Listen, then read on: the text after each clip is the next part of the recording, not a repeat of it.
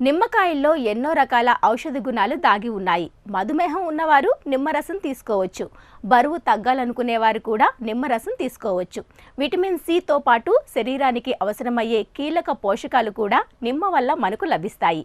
నిమ్మ పండు వల్ల కలిగే మరిన్ని ఆరోగ్య ప్రయోజనాల గురించి ఇప్పుడు తెలుసుకుందాం.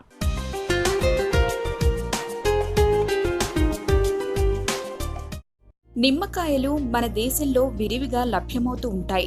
చాలా మంది నిమ్మరసాన్ని వంటలలో రుచి కోసం ఎక్కువగా వాడుతుంటారు. అంతేకాదు, నిమ్మకాయల్లో అనేక రకాల ఔషధ గుణాలు కూడా దాగి ఉన్నాయి.